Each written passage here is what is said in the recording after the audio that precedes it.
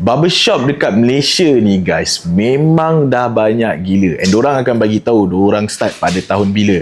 Since 2015, since 2017, since 2020, ada yang baru buka sekarang. So memang banyak sebab memang orang prefer pergi barber untuk potong rambut. Tapi guys, kalau kata kita fikir balik kan, barber ni ataupun barbershop ni sendiri sebenarnya dah lama. Ada ke barbershop yang dah operasi memang lama dan boleh digelarkan sebagai barbershop yang paling tua lagi? Okay, paling tua sampai sekarang. Ada ke? Jawapan dia memang ada guys. Barbershop yang paling tua dan beroperasi sampailah sekarang, iaitu Truefitt and Hill. Di mana Truefitt and Hill ni kalau kata kat Malaysia memang ada. Korang boleh tengok dekat KLCC. Ada dia punya branch dia. Jadi asalnya Truefitt and Hill ni daripada mana?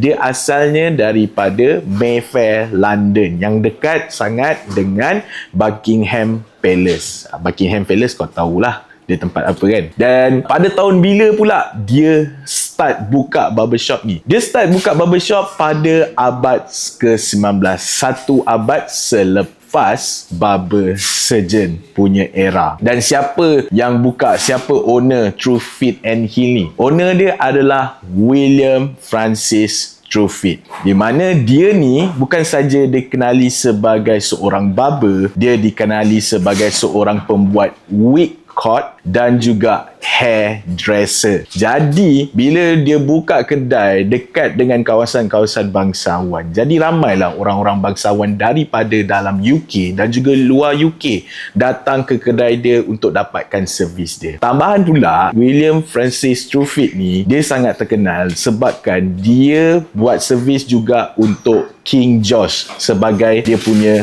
hairdresser.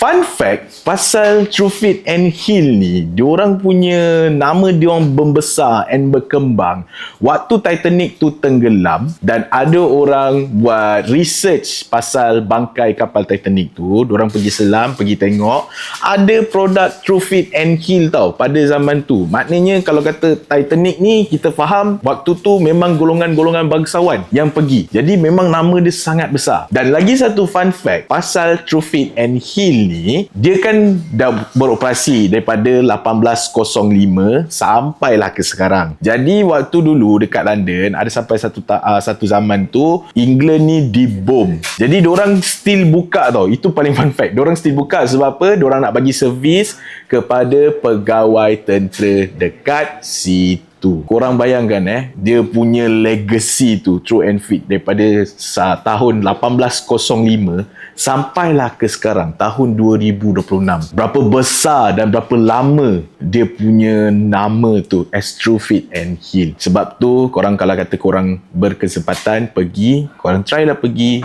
buat potongan rambut kat sana. Dia punya servis memang 10 over 10 weh. Memang power gila. So siapa yang pernah pergi Truefitt and Hill and buat potongan rambut ke, buat shaving ke, kalau kata korang ada, cuba korang komen kat bawah. Aku nak tengok apa korang punya experience dekat sana.